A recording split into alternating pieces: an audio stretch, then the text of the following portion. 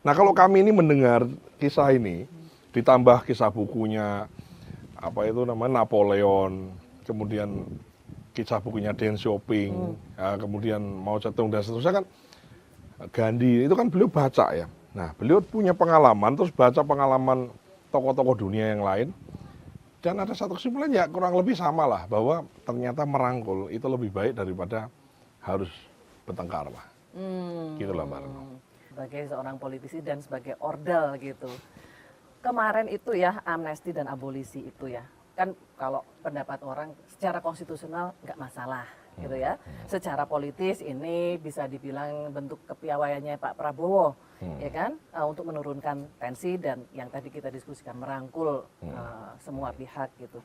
Tapi secara hukum ada yang khawatir nanti bisa supremasi hukumnya turun, dikalahkan oleh supremasi politik gitu. Ya. Nah, yang menjadi pertanyaan publik itu kan sebenarnya apa alasan dibalik itu? Apa benar ada deal-deal tertentu atau barter tertentu?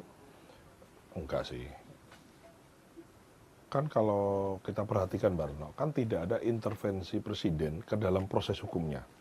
Nggak ada dong. Proses Ya, secara hukumnya kan, konstitusional ya. memang Artinya masalah, tidak Mas. ada misalnya presiden dengan kekuatan politik yang beliau punya, misalnya mengintervensi hukum kan nggak ada. Hukum tetap jalan sebagaimana mestinya, dan di situ publik juga beropini dan seterusnya.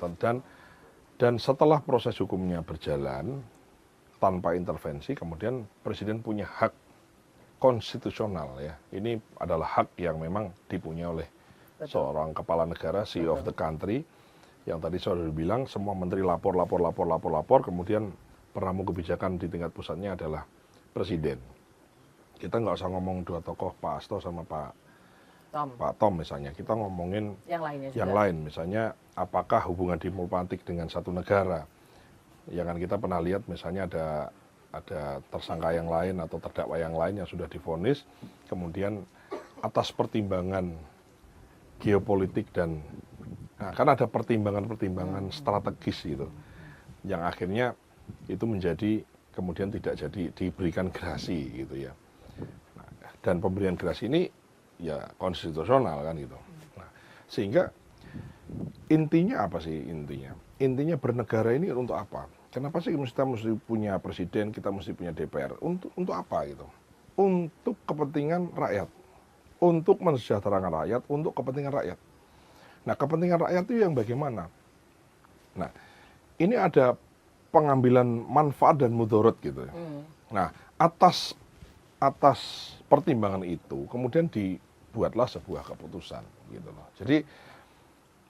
Jadi pertimbangannya lebih di sisi itu, Mbak. Apakah kemudian publik menganggap bahwa ini adalah salah satu cara merangkul dan seterusnya? Bisa jadi, kan bisa jadi sedikit pengorbanan, ya barangkali kan dengan begini kan ada pihak-pihak yang mencemooh dan lain-lain misalnya gitu.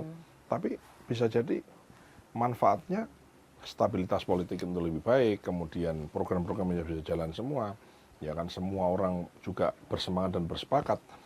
Nah, kan selalu ada pertimbangan manfaat dan mudarat gitu. Nah, kalau manfaatnya jauh lebih besar daripada mudaratnya, ya kadang-kadang keputusan itu harus diambil.